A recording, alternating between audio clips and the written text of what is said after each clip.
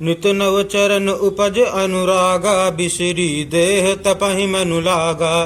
संबत सहस मूल फल खाए, सागु खाई सत बरस गवाए। अर्थात स्वामी के चरणों में नित्य नया अनुराग उत्पन्न होने लगा और तप में ऐसा मन लगा कि शरीर की सारी सुध बिसर गई। 1000 वर्ष तक उन्होंने मूल और फल खाए, फिर 100 वर्ष साग खाकर बिताए। कछु दिन भोजन बारी बतासा, किए कठिन कछु दिन उपवासा। बेल पाती मही परई सुखाई, 3 सहस संबत सोई खाई। अर्थात कुछ दिन जल और वायु का भोजन किया और फिर कुछ दिन कठोर उपवास किए। जो बेलपत्र सूख कर पृथ्वी पर गिरते थे, 3000 वर्ष तक उन्हीं को खाया। पुनि परिहरे सुखाने उपरना, उमहि नाम तब भयउ अपरना। देख उमहि तब खीन शरीरा, ब्रह्म गिरा भय गगन गंभीरा। अर्थात फिर सूखे पर्ण पत्ते भी छोड़ दिए, तभी पार्वती का नाम अपर्णा हुआ। तब से उमा का शरीर क्षीण देखकर आकाश से गंभीर ब्रह्मवाणी हुई। भयउ मनोरथ सुफल तवो, सुन गिरिराज कुमारी। परिहरु दुसह कलेश सब, अब मिली हैं त्रिपुरारी। अर्थात हे पर्वत राज की कुमारी, सुन तेरा मनोरथ सफल हुआ। तू अब सारे असह क्लेशों को, कठिन तप को त्याग दे। अब तुझे शिवजी मिलेंगे। असो तप काहु न कीन भवानी, भय अनेक धीर मुनि ज्ञानी। अब उर धरऊं ब्रह्मा बरबानी, सत्य सदा संतत सुचि जानी। अर्थात हे भवानी, धीर मुनि और ज्ञानी बहुत हुए हैं, पर ऐसा कठोर तप किसी ने नहीं किया। अब तू इस श्रेष्ठ ब्रह्म की वाणी को सदा सत्य और निरंतर पवित्र जानकर अपने हृदय में धारण कर। आवै पिता बुलावन जबहि, हठ परिहरि घर जायहूँ तबहि। मिलिहि तुम्हि जब सप्त ऋषिसा, जानहूँ तब प्रमाण बागीसा। अर्थात जब तेरे पिता बुलाने को आवे तब हठ छोड़कर घर चली जाना, और तब तुम्हें सप्तर्षि मिले तब इस वाणी को ठीक समझना। सुनत गिरा विधि गगन बखानी, पुलक गात गिरजा हर्षानी। उमा चरित सुंदर मैं गावा, सुनहु शंभु कर चरित सुहावा। अर्थात इस प्रकार आकाश से कही हुई ब्रह्म की वाणी को सुनते ही पार्वती जी प्रसन्न हो गई और हर्ष के मारे उनका शरीर पुलकित हो गया। याज्ञवल्क्य जी भरद्वाज जी से बोले कि मैंने पार्वती जी का सुंदर चरित्र सुनाया, अब शिव जी का सुहावना चरित्र सुनो। जब ते सती जाय तनु त्यागा, तब ते शिव मन भयउ विरागा। जपहि सदा रघुनायक नामा, जहाँ तहाँ सुनहि राम गुण ग्रामा। अर्थात जब से सती ने जाकर शरीर त्याग किया, तब से शिव जी के मन में वैराग्य हो गया।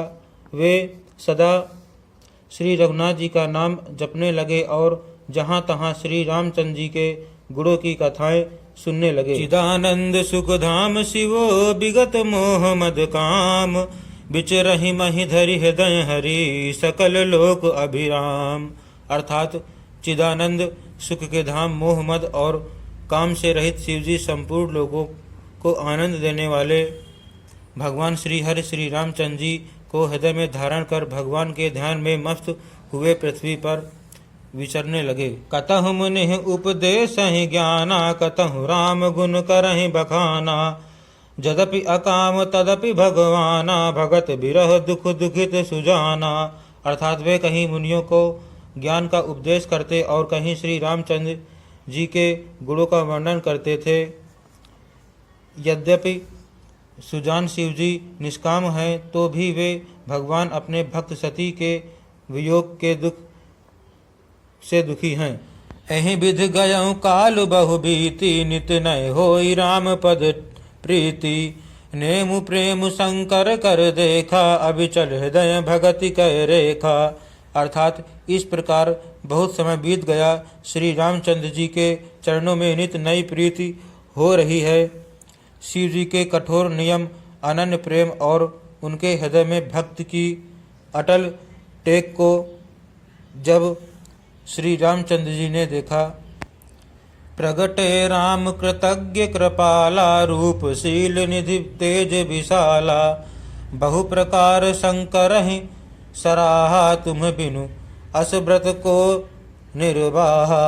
अर्थात तब कृतज्ञ, उपकार मानने वाले, कृपालु रूप और शील के भंडार, महान तेजपुंज भगवान श्री रामचंद्र जी प्रकट हुए। उन्होंने बहुत तरह से शिव जी की सराहना की और कहा कि आपके बिना ऐसा कठिन व्रत कौन निभा सकता है।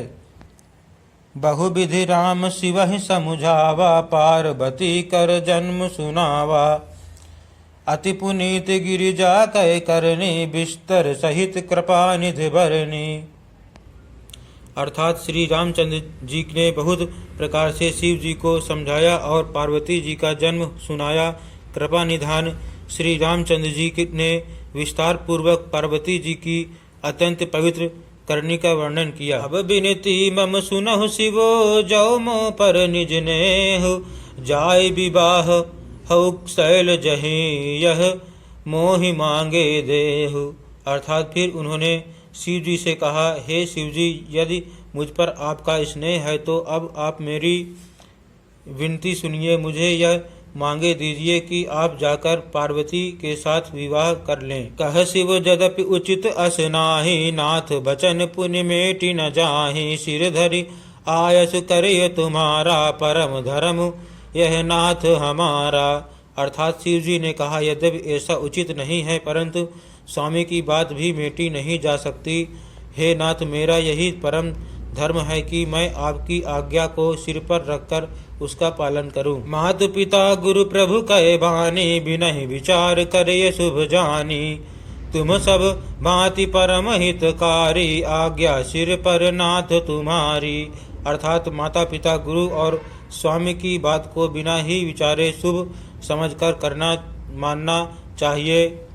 फिर आप तो सब प्रकार से मेरे परम हितकारी हैं। हे नाथ, आपकी आज्ञा मेरे सिर पर है। प्रभु तो सेउ सुनि शंकर बचना, भक्ति विवेक धर्म जुत रचना, कह प्रभु हर तुम्हार पन रहेहु, अब उर राखेहु जो हम कहेहु। अर्थात शिव जी की भक्ति ज्ञान और धर्म से युक्त वचन रचना सुनकर प्रभु श्री रामचंद्र जी संतुष्ट हो गए।